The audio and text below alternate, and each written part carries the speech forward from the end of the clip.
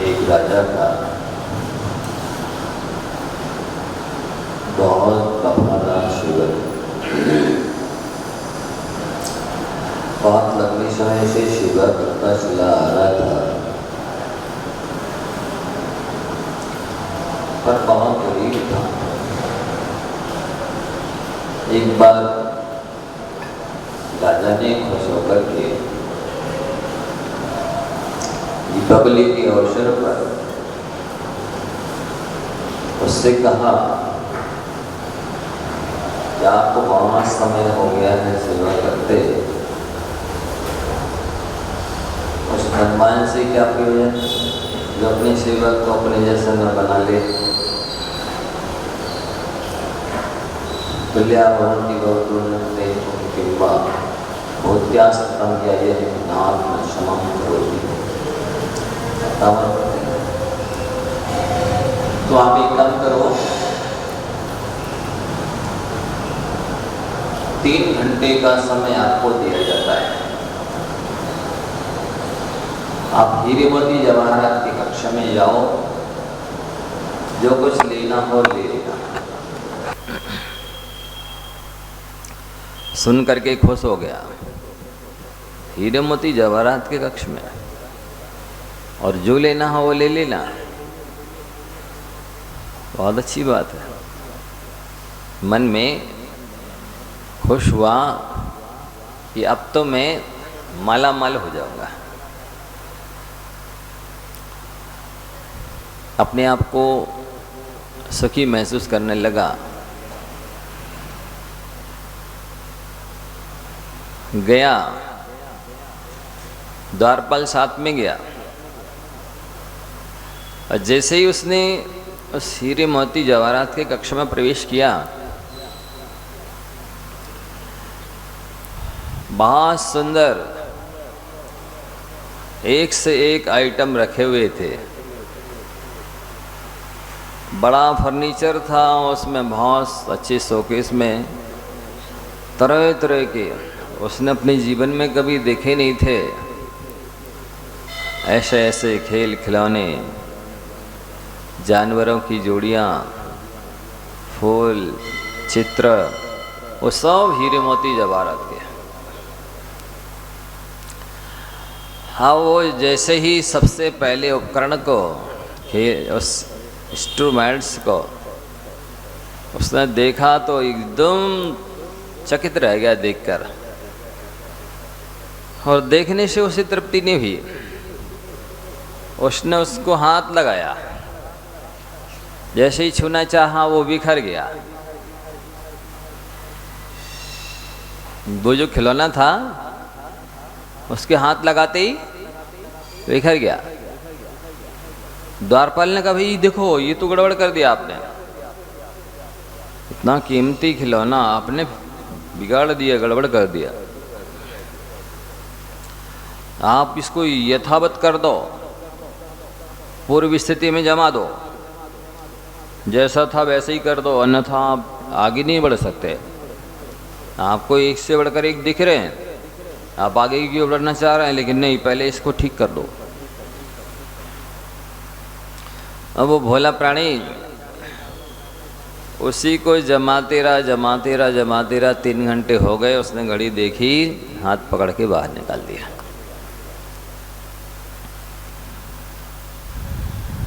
वो गिड़गिड़ाने लगा कि भाई अभी तो मैंने देख तक नहीं पाया, लेने की तो बात ही दूर है। बोले नहीं, टाइम तो 3 घंटे का था, वो 3 घंटे पूरे हो गए, अब ना आप कुछ ले पाएंगे ना देख पाएंगे। राजा का आदेश है, 3 घंटे जैसी हो, 1 सेकंड का टाइम फिर नहीं देना। बेचारा हताश, उदास, निराश हो गया।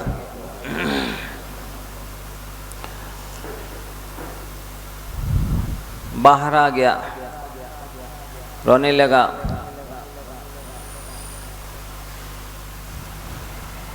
क्या किया जाए? पुनः राजा के पास गया। राजन, हम तो कुछ भी नहीं ले पाए।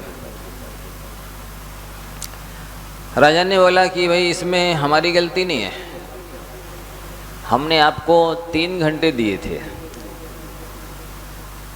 आप जो चाहते जितना चाहते ले सकते थे, आपने नहीं लिया, ये गलती आपकी है।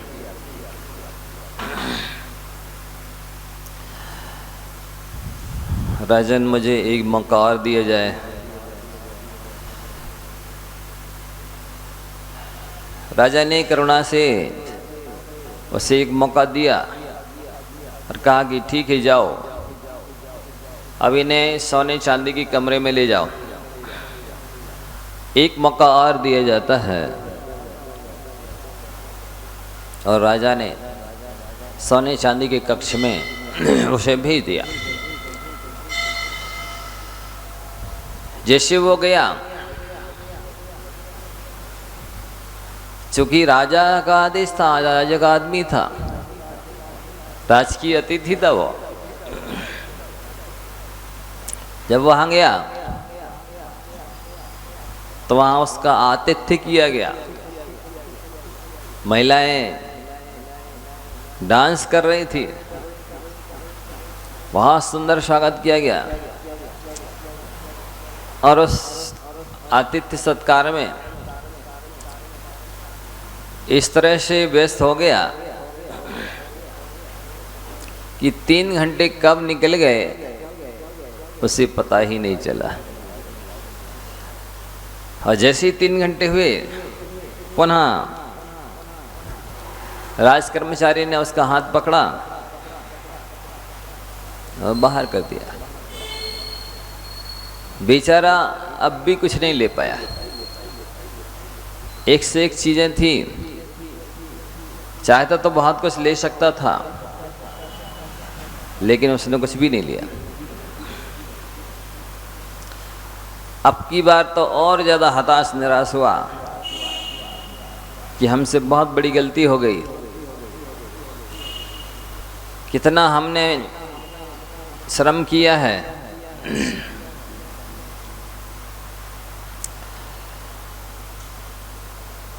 बहुत लंबा समय हो गया है, मुश्किल से तो अवसर मिला था, लेकिन इधर राग रंग में चला गया समय।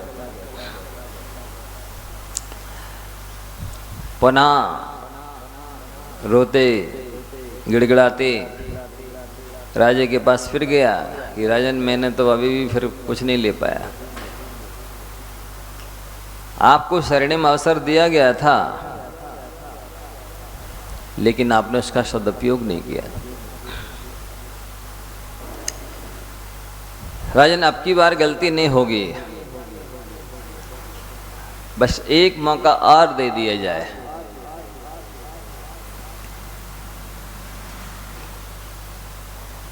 राजा ने सोचा भाई चलो, गरीब आदमी है, सेवक है, एक मौका और दे दो।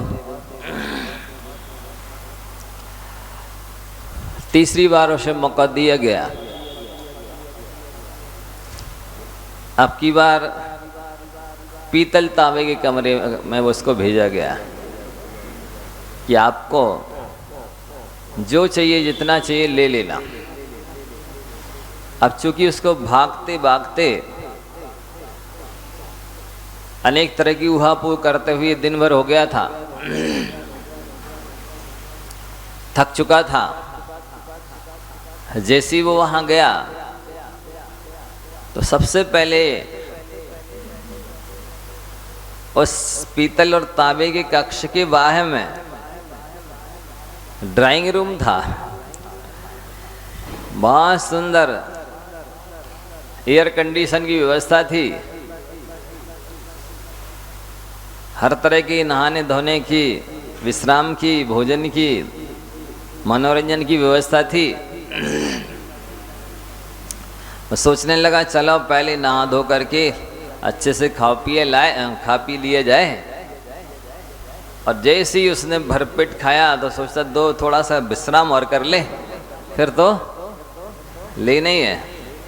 और जैसे ही सोया और 3 घंटे पूरे खत्म। जैसे ही 3 घंटे पूरे हुए कि राज कर्मचारी ने हाथ पकड़ा और बाहर कर दिया।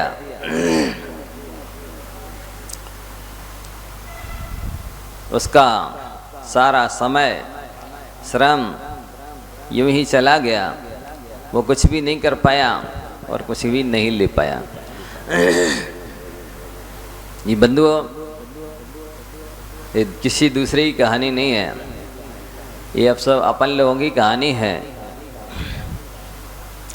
बाल्यावस्था ऐसी होती है, हीरे मोती जवाहर जैसी कीमती होती है। उसमें बहुत कुछ किया जा सकता है, लेकिन वो उम्र ऐसी होती है कि उसमें केवल खेल खिलौने रुचते हैं, खेल कूद के साधन रुचते हैं, मस्ती करना सूझती है, इसके अलावा और कुछ भी नज़र नहीं आता है। इसके अलावा जैसे ही युवा होता है, जवान होता है, तो उस स्थिति में 24 घंटे भोगों के अलावा दिमाग में कुछ घूमते नहीं, कुछ झूलते ही नहीं।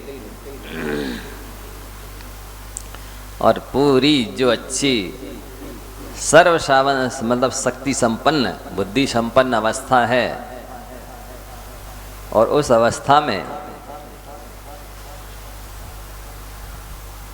क्या नहीं किया जा सकता था। लेकिन उस संसारी प्राणी की दशा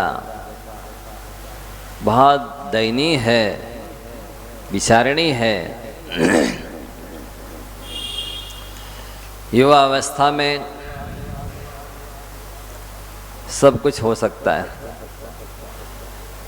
अच्छी संगति, अच्छे संस्कार, व्यक्ति आत्मान हो, जितेंद्रीय हो, अच्छा ज्ञान मिल जाए तो बहुत कुछ किया जा सकता है। किया भी है कुछ लोगों ने, महापुरुषों ने, लेकिन ऐसे निकल जाते हैं वो जवानी के दिन कि पता ही नहीं चलता है हम कहाँ थे, कहाँ से आए थे, क्या थे, हमें क्या मिला था, हमको क्या कर लेना चाहिए था, कुछ भी नहीं सोचता है। और जैसी ही उम्र ढल जाती है, इंद्रियां शिथिल हो जाती हैं, तो अब बस केवल भोजन करके विश्राम ही रुचता है, इसके अलावा और कुछ भी अच्छा नहीं लगता। बंधुओं, ये बहुत गंभीरता से लेने का विषय। हम धीरे धीरे चल रहे हैं, अपने विषय की ओर आ रहे हैं। अभी हमारी भूमिका ही चल रही है, इंट्रोडक्शन प्रस्तावना चल रही है। हम आएंगे अपने विषय की ओर। आपकी धीरे धीरे मानसिकता बने कि हम बहुत कुछ कर सकते हैं अपने जीवन में। वस्तुतः हमारा जो धर्म है उसकी नींव अहिंसा पर टिकी है, दया पर टिकी है, करुणा पर टिकी है, और उस नींव को ही लोग भर नहीं रहे हैं। बहुत बड़ी 84 खंड की बिल्डिंग तो बनाना चाह रहे हैं, लेकिन बिना नींव की बनाना चाह रहे हैं। बिना नींव का महल कितना भी महंगा हो, कितना भी ऊंचा हो, कितना भी कंफर्ट हो, ज़्यादा दिन नहीं टिकता है। अहिंसा परमो धर्म की जय बोलने मात्र से हमारा कल्याण नहीं होगा। हमको अपने मन में, अपने वचन में, अपने काय में अहिंसा को समाविष्ट करना होगा, आत्मसात करना होगा। अभी तो केवल 3 चीज़ों पर हम मुख्य रूप से चर्चा कर रहे हैं, जो जैन के लक्षण हैं, चिन्ह हैं, पहचान है। सबसे पहले व्यक्ति व्यवहारिक बने, फिर नैतिक बने, फिर धार्मिक बने, फिर आध्यात्मिक बने। इस क्रम से यदि वो चलता है तो हम ले चलेंगे आपको वहाँ तक, लेकिन पहले आप व्यवहारिक बन जाएं, क्योंकि इसका केवल अपने से संबंध नहीं है। ये व्यवहार कुशलता, ये जो व्यवहार प्रभावना, ये जो मतलब व्यवहार, अपना व्यवहारिक आचरण दूसरों से भी संबंध रखता है। जैसे आप दूसरों को देख देख करके सीखे हैं, चल रहे हैं, आपको देख करके भी कोई दूसरा सीख रहा है, आपको देख करके भी कोई दूसरा चल रहा है। इसलिए हमारा ये दायित्व होता है, सर्वप्रथम कर्तव्य होता है कि हम अपने आचार विचार को संभालें, सुधारें। इसमें सबसे पहले हमने आपसे चर्चा पहले रात्रि भोजन के बारे में की थी। दूसरा पॉइंट है हमारा पानी को छान कर उपयोग करना। जैन आचार्यों ने क्या लिखा है, थोड़ा आप उनके शब्दों में पढ़िए, सुनिए। दया से परिपूर्ण हृदय वाला जो गृहस्थ छने हुए जल से सब काम करता है, वह मोक्ष को प्राप्त होता है। आचार्य भगवान सब काम दया से परिपूर्ण हृदय के लिए वाले व्यक्ति को कह रहे हैं कि छने पानी से ही करना है। अब कौन लघु संघ का शौच में छने पानी यूज कर रहा है, कपड़े धोने में, लेट भात में, जब पीने में ही नहीं आ रहा छना पानी, तो ऐसी स्थिति में वो सम्यक दर्शन भी कैसे प्राप्त करेगा? क्योंकि सम्यक दृष्टि के लिए 4 गुण आवश्यक है। प्रशम कषायों की मंदता, जो उग्र व्यग्र प्रकृति के लोग होते हैं, नखरेबाज होते हैं, अग्नि की तरह नेचर वाले, सूर्य की तरह नेचर वाले, सांप की तरह नेचर वाले, मांसाहारी जीवों की तरह नेचर वाले, आतंकवादियों की तरह नेचर वाले, मिलिच्छों की तरह नेचर वाले, असभ्य उद्दंड, जिन्हें आप अपनी भाषा में नालायक कहते हैं, इस टाइप के जो लोग होते हैं वे सम्यक दर्शन के अधिकारी नहीं हैं। यहाँ तो सबसे पहले कहा गया है प्रशम गुण होना। गंभीरता बहुत प्रशंसनीय गुण माना जाता है। भद्रता, सज्जनता, मंद कषाय, सहज सरल प्रवृत्ति वाला व्यक्ति महनीय होता है, प्रशंसनीय होता है। वही सम्यक दर्शन को आदि लेकर सारे गुणों का अधिकारी होता है। भले आप ऊपर से शांत दिखते हैं, लेकिन यदि अंदर में आपके शांति नहीं है तो वस्तुतः आप सम्यक दर्शन के अधिकारी नहीं है। क्योंकि एक दिन बोला था ना कि सिंह सो रहा है,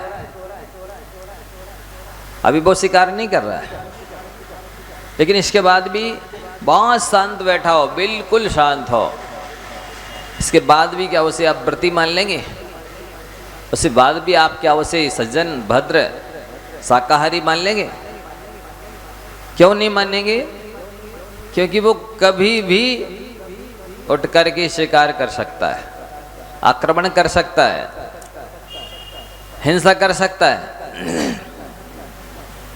तो इसी तरह से आप बिल्कुल शांत बैठे हैं, लेकिन इस तरह का दृढ़ श्रद्धा नहीं है कि नहीं क्रोध, मान, माया, लोभ, कषाय करना मेरा स्वभाव नहीं है, मेरा लक्षण नहीं है, मेरा गुण नहीं है, मेरा धर्म नहीं है, मेरा कर्तव्य नहीं है।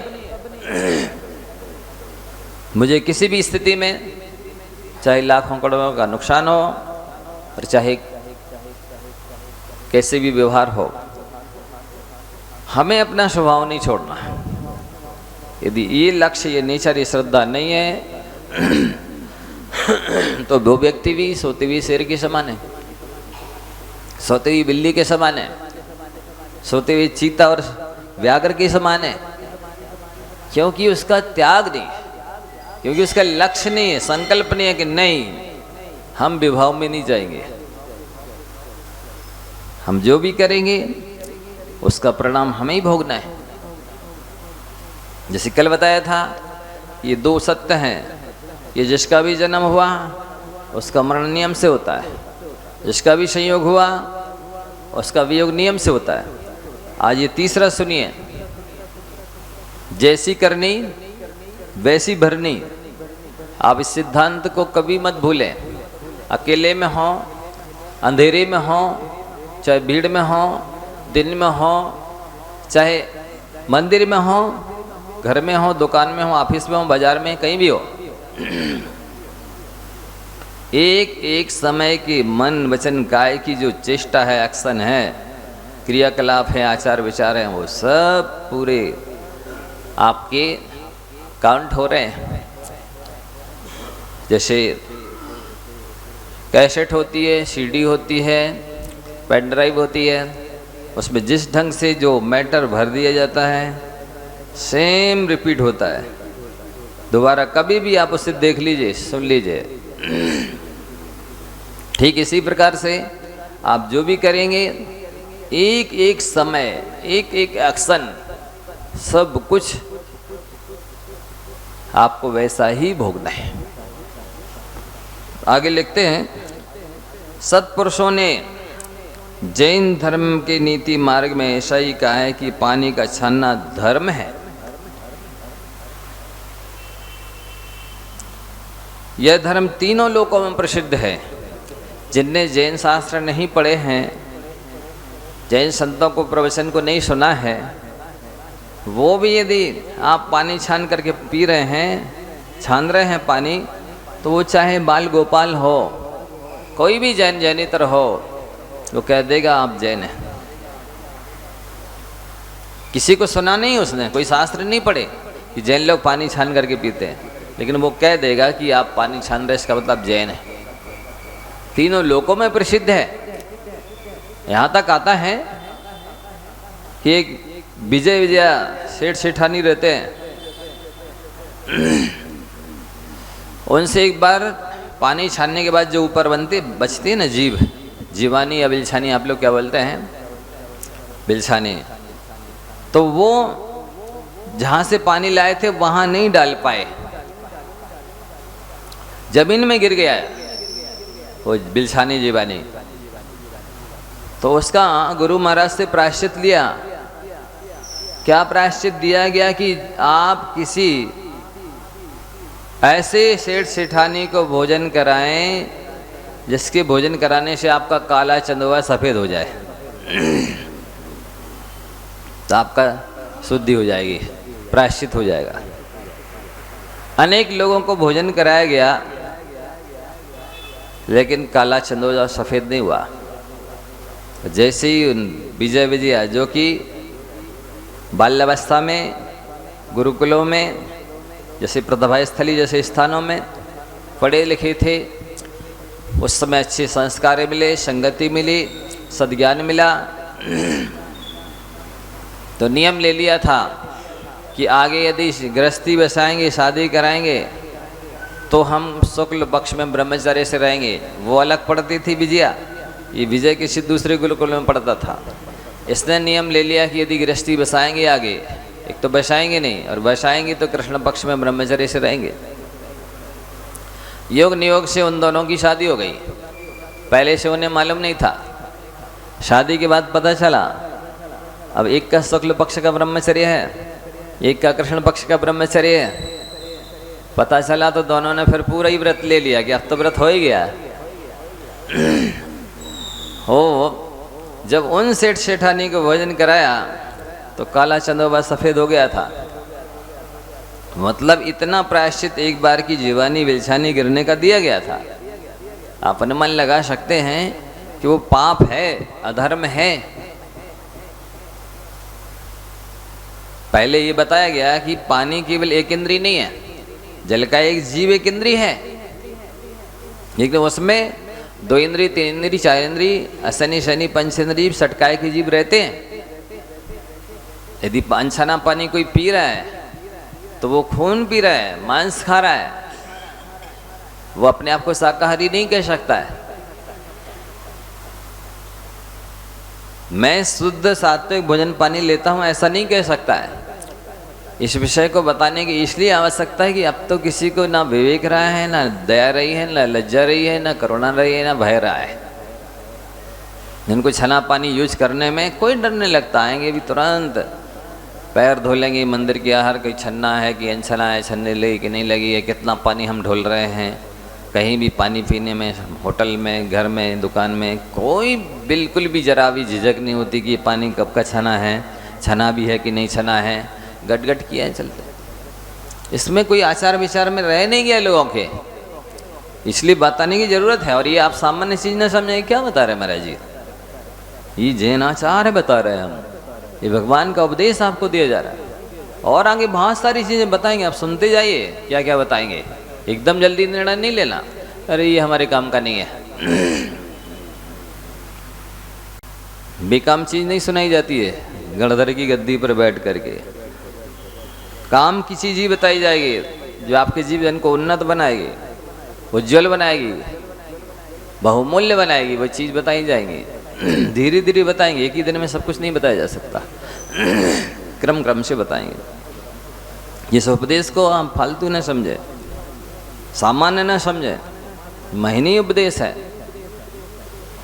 आगे लिखते हैं, जिनेंद्र भगवान ने, किसी सामान्य व्यक्ति ने नहीं कहा, जिनेंद्र भगवान ने कहा कि पृथ्वी पर जीव दया की सिद्धि के लिए सघन वस्त्र से पानी छानने से को पुण्य का है, ये पवित्र क्रिया है। शास्त्रों में आचार्य पूज्यपाद स्वामी ने सर्वार्थ सिद्धि में पुण्य पाप की व्याख्या की है। पुण्य किसे कहते हैं? पुनाति आत्मानं पूयते अनेनिति पुण्यम, जो आत्मा को पवित्र करे, जिसके द्वारा आत्मा पवित्र हो, उसे पुण्य कहते हैं। तो ये पवित्र करने वाली चीज है, सामान्य चीज नहीं है। और पाप किसे कहते हैं? शुभात आत्मानं रक्षति इति पापम, जो आत्मा को शुभ से दूर रखे, पवित्र कार्य न करने दे, पुण्य कार्य न करने दे, वो पाप है। शुभात रक्षति आत्मानं, आत्मा की रक्षा करता है, किससे? शुभ से, मतलब शुभ से दूर रखता है। जो पवित्र कार्य न करने दे, पुण्य कार्य न करने दे, वो पाप है।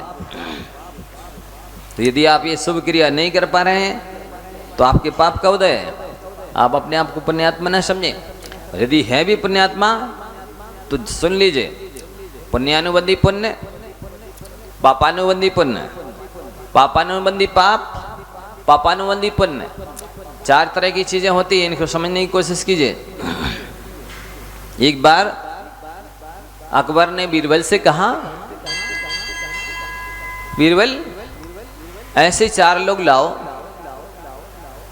जो जबके हों, आपके हों, जबके हों ना आपके हों, आपके हों ना जबके हों। क्या मतलब? बीरबल तो समझ गए और उन्होंने चार जोड़े लाकर खड़ा कर दिए। अब सभा के सामने लाकर खड़े गए, किए गए। बादशाह ने कहा, बीरबल बताओ क्या मतलब है इनका? बोले ये जबके हैं, मतलब ये धनवान हैं, संपन्न लोग हैं ये दोनों, इन्होंने पहले पुण्य बांधा था, अच्छे कार्य किए थे, इसलिए आज सर्व साधन संपन्न हैं, अर्थात ये जबके हैं। इनके पुण्य, कौन सा पुण्य है? और अभी भी ये लोग दान पूजा इत्यादि पवित्र कार्य, शुभ कार्य करते हैं, इसलिए ये पुण्यानुबंधी पुण्य वाले हैं। दृष्टांत के रूप में आप समझिए, भरत चक्रवर्ती थे, उनको पुण्य के उदय से चक्रवर्ती का पद मिला था, 6 खंड का वैभव मिला था। उस वैभव को पाकर के कैलाश पर्वत पर भव्य रत्नमयी प्रतिमाएं जिनमें थी, हीरा मोती जवाहरात की अष्टमंगल, अष्टप्रातिहार्य थे, अष्टमंगल द्रव्य थे, सोने चांदी की जिनालय स्वर्णमयी, और जो प्रतिदिन सुबह होते ही एक सामान्य पुजारी की तरह नहा धो करके पवित्र जल से, शुद्ध छने हुए जल से, और अभिषेक पूजा के लिए सामग्री लेकर जाते थे, पैदल नंगे पैर। और आहार के समय में द्वारा प्रेक्षण करते थे, कलश लेकर के, श्रीफल रख के आहार की बेला में अपने दरवाजे पर खड़े होते थे कि कोई अतिथि हमें मिल जाए, उसका पड़गाहन करके पहले हम उन्हें आहार दें और फिर भोजन करें। और अष्टमी चतुर्दशी उपवास करते थे, सारी रानियों के साथ में बैठ करके इसी तरह का धर्मोपदेश देते थे, धर्म चर्चा, तत्व की चर्चा करते थे और घर में बैरागी थे। कैसे घर में बैरागी? जलते भिन्न कमल की तरह। मतलब जैसे कमल आकंठ जल में मग्न रहता है, डूबा रहता है, लेकिन जैसे आप उसको निकाल लेंगे पानी के बाहर, अपने साथ में एक बूंद भी पानी नहीं लाएगा कमल पत्र, बिल्कुल निर्लेप रहता है। ऐसे होते हैं धर्मात्मा पुण्यानुबंधी, पुण्य वाले, जो पुण्य के उदय से वैभव मिलता है लेकिन उसमें कमल पत्र की तरह निर्लिप्त रहते हैं, अनासक्त रहते हैं। आप लोग बोलते आचार्य महाराज अनासक्त महायोगी थे, आप अनासक्त महायोगी न बन पाए तो अनासक्त महाग्रस्त तो बन ही सकते हैं। ये तो अंदर की बात है बंधुओं। ऐसा जीवन कि बिल्कुल उपदेश में किसी ने उदाहरण दिया, भरत चक्रवर्ती जलते भिन्न कमल की तरह हैं। किसी सठखंड का जिन्होंने 60,000 वर्ष लगाए 6 खंड की विजय पाने में, इतनी मेहनत से जिसने सठखंड पर स्वामित्व प्राप्त किया है, वो जलते भिन्न कमल की तरह होगा? नहीं नहीं, हमको विश्वास नहीं होता। अच्छा, हो सकता है कोई ऐसा? हाँ हो सकता है। कैसे? आप एक काम करिए, ये दीपक है, घी से भरा हुआ जल रहा है, इसको लेके जाइए और भरत चक्रवर्ती का रनवास देख के आइए, ठाट बाट देख के आइए। एक बूंद पानी घी दीपक से नीचे नहीं गिरना चाहिए, अन्यथा पीछे से राज कर्मचारी जाएगा। जैसे ही घी की बूंद नीचे गिरेगी, आपकी गर्दन धड़ से नीचे गिर जाएगी। देख के आइए, आपको बहुत सारा मुंह मांगा इनाम देंगे। गया लेकर के पूरे रनवास में घूम आया, वापिस आ गया। क्या देखा? कुछ नहीं देखा, हम तो दीपक देखते रहे। घी की बूंद नीचे गिरेगी, हमारी गर्दन धड़ से नीचे गिर जाएगी। तो जैसे आप पूरे रनवास में घूम के आ गए, ठाट वाट सब कुछ था, लेकिन होते हुए भी कुछ नहीं था, देखते हुए भी कुछ नहीं देखा। ऐसे ही जो सच्चे मायने में पुण्यानुबंधी, पुण्य वाला होता है, धर्मात्मा होता है, सम्यक दृष्टि होता है, आत्मार्थी होता है, मुमुक्षु होता है, आत्म कल्याणार्थी होता है, वह विवेकी इतना विरक्त रहता है, निर्लिप्त रहता है बंधुओं, ये सामान्य चीज नहीं है।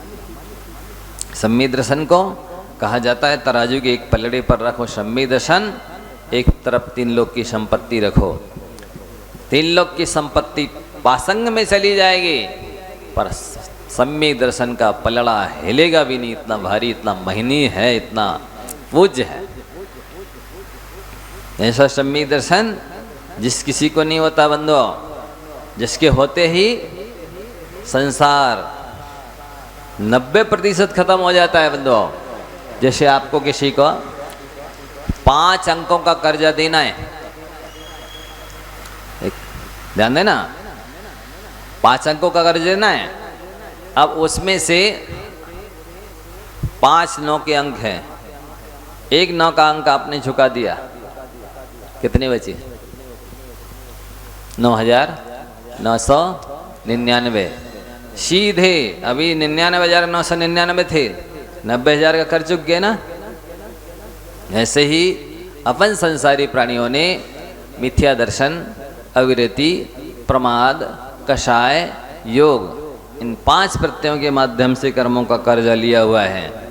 यदि हम सम्यक दर्शन प्राप्त कर लेते हैं तो वही 1 9 का अंक हटाने जैसा 90,000 बराबर कर्मों का कर्जा उतर जाता है। इतना कर्मों का भार कम हो जाता है। इसलिए इस चीज को आप सामान्य रूप से ना लेवें।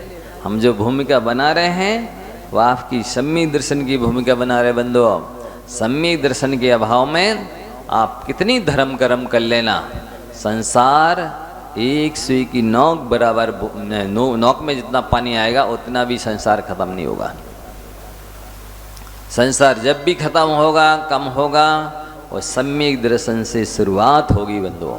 सम्यक दर्शन ऐसी चीज है जिसे हम दूसरे शब्दों में आस्था कहते हैं, विश्वास कहते हैं, श्रद्धान कहते हैं, सम्यक दृष्टि कहते हैं, समीचीन दृष्टि कहते हैं।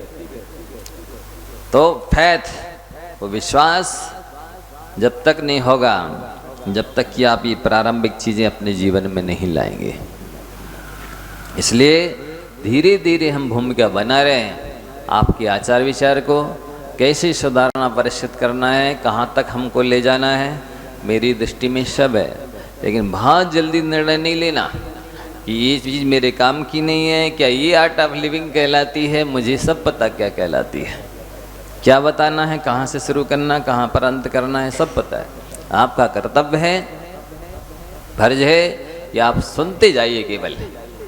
तो हम क्रम क्रम से धीरे धीरे आपको वहाँ तक ले जाने के लिए ये चीज़ बता रहे हैं। ये सामान्य आचार नहीं है पानी छान कर उपयोग करना, ये जैनों का महान आचार्य है। ये लिख रहे ना, तीनों लोकों में प्रसिद्ध है। जैन धर्म में निपुण और दयालु मनुष्यों को पानी छानने की शुभ क्रिया में, सामान्य क्रिया नहीं लिख रहे, शुभ क्रिया में प्रमाद आलस नहीं करना चाहिए। जो छना जल पीते हैं वे भव्य हैं। देखो क्या लिख रहा है, छना जल पीते हैं वो भव्य एवं बुद्धिमान है। इसका मतलब क्या हुआ, अनछना पानी पीने वाला या तो अभव्य है या फिर दूरानुदूर भव्य है। ये शास्त्र के वचन है, धर्मोपदेश पीयूष श्रावकाचार है, इसका प्रमाण दिया हुआ है कि वो पानी छान कर पीने वाला भव्य है एवं बुद्धिमान है। अनछना पानी पीने वाला क्या मतलब हुआ, या तो अभव्य है या दुर्भव्य है और बुद्धिमान नहीं है। ये शास्त्रों के शब्दों से निकल रहा ना। बिना छना जल पीने वाला पाप से विकल है, वो पाप से विकल हृदय पुरुष पशु तुल्य है। ये इस आगम के प्रमाण, ये पुस्तक आप सबको दी जाएगी, अभी आने वाली है। उसमें आप पढ़िए, ये कितने बड़े विशेषण दे रहे हैं। ये भव्य होने में भी संदेह है, बुद्धिमान होने में तो संदेह है ही, एवं पाप से विकल का है, उसको पापी का है। अनछना पानी उपयोग करने वाला धर्मात्मा नहीं है। पापी का मतलब क्या होता है, पापात्मा, और जो पापात्मा नहीं है वो धर्मात्मा है। तो ये कह रहे हैं पाप से विकल हृदय। और क्या विशेषण, क्या संज्ञा दे रहे हैं, कौन सा टाइटल दे रहे हैं, पशु तुल्य है। जैसे बेचारे पशु, और उनकी तो मजबूरी कमजोरी है कि उनके पास हाथ पैर ऐसे नहीं है, छन्ना नहीं है, व्यवस्था नहीं है कि वो बेचारे पानी छान करके पी सके, बुद्धि भी नहीं है, वे सब तरह से विकल हैं, असमर्थ हैं, मजबूर हैं। और आप सब तरह से समर्थ हैं, सामर्थ्यवान हैं, बुद्धि भी है, साधन भी है, सक्षम भी है। आप नहीं छानते हैं और नहीं उपयोग करते छना पानी, तो ये विशेषण दी जा रहे, पशु तुल्य हैं। आगे लिख रहे हैं, छने निर्मल णमोकार मंत्र से पवित्र किए जल से जिन पूजा के लिए विधि पूर्वक प्रतिदिन स्नान करना चाहिए, यह आगम की आज्ञा है। कैसे पानी उपयोग करना है, पानी को छानना है, नमोकार मंत्र पढ़ते हुए उसको नमोकार मंत्र पढ़कर मंत्रित करना है, और नमोकार मंत्र पढ़ते हुए अभिषेक के लिए स्नान करना है। शरीर को चमकाने के लिए स्नान करने का आदेश नहीं, उपदेश नहीं है, अभिषेक के लिए स्नान किया जाता है बंधुओं। तो अभिषेक के निमित्त जब स्नान किया जाता है, तो जो अभिषेक में, नहाने में जो हिंसा अभिषेक का संयम होता है छानने के बाद भी, तो वो सब धुल जाता है। जो अभिषेक के लिए नहीं नहाते हैं, केवल शरीर को चमकाने के लिए, शुद्ध साफ करने के लिए नहाते हैं, उनका वो स्नान क्या है, गाड़ी को धोने के समान है। बड़ा आश्चर्य होता है जब देखते हैं कि लोग अभिषेक के लिए टाइम नहीं है और वहाँ पर शटक लेकर गाड़ी धो रहे, कुछ नहीं तो बाहर पानी सींच रहे, और ठंडी के दिनों तो भी पानी सींच रहे हैं, और गर्मी में भी एसी में अंदर रह रहा है, लेकिन फिर भी बाहर सिंचाई हो रही। ये क्या विवेक माना जाएगा? जिस काम को एक बाल्टी में किया जा सकता है, उसको सटक लेकर कई टंकी पानी बहाते हैं। अरे पहुँच करके झाड़ू लगा करके पोंछा लगा करके भी गाड़ी को भी स्थान को भी साफ किया जा सकता है।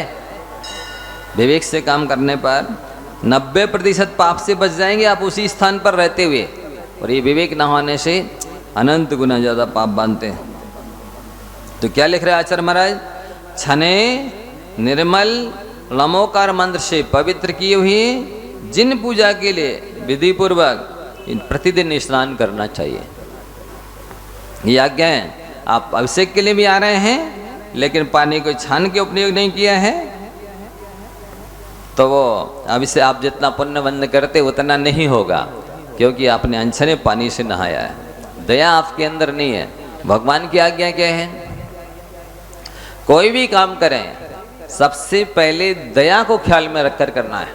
आप एक बात सुन लीजिए, अष्टमूल गुण का वर्णन भी है शास्त्रों में तो अहिंसा के लिए, 12 व्रतों का वर्णन है तो अहिंसा के लिए, 11 प्रतिमाओं का वर्णन है तो अहिंसा के लिए, मुनि महाराज के 28 मूल गुण का वर्णन है तो अहिंसा के लिए, 12 तप करने का उपदेश है तो अहिंसा के लिए, 22 परिसय सहने का उपदेश आदेश है तो अहिंसा के लिए, 18,000 शील को पाला जाता है तो अहिंसा के लिए, 84 लाख उत्तर गुणों का ग्रहण होता है, पालन होता है तो अहिंसा के लिए। सारा पूरा जितना भी धर्म है वो अहिंसा की सिद्धि के लिए है, दया की सिद्धि के लिए, करुणा की प्राप्ति के लिए। यदि दया को एक तरफ रख दिया जाता है तो फिर कुछ भी कर लो, धर्म हो ही नहीं सकता। इसलिए इस बात को बताया जा रहा है। आगे लिखते हैं, पूजा के लिए स्नान करने से जीवघात होता है, ऐसा जो कहता है वह पसीना आदि मल को दूर करने के लिए स्नान करता हुआ लज्जित नहीं होता है। कुछ लोग ऐसे भी तर्क करने वाले, नहीं भैया हम नहाएंगे पूजन के लिए, अभिषेक के लिए तो पाप होगा। भैया वहाँ तो पाप तो किंचित होगा, जब छान करके नमोकार से मंत्रित करके अभिषेक के लिए नहाएंगे तो अल्प साबद्ध होगा। साबद्ध लेशु बहुपुण्य रासौ, शास्त्रों में ऐसा उपदेश है कि धर्म कार्य करने पर पाप का बंध तो जैसे समुद्र है, पूरा एक समुद्र बराबर तो है अमृत, और समुद्र बराबर अमृत में एक बूंद जहर की डाल दी जाए तो जैसे कोई फर्क नहीं पड़ता है, ऐसे ही धार्मिक कार्य के लिए कोई साबद्ध होता भी है तो साबद्ध यानी पाप तो अल्प होता है और पुण्य असीम होता है। इसके बाद भी दया और विवेक तो आवश्यक ही है। समय हो गया है, आगे की चर्चा अपन आगे करेंगे। बहुत सारी बातें बताना है, जल्दी आप घबराना नहीं, जल्दी से निर्णय नहीं लेना।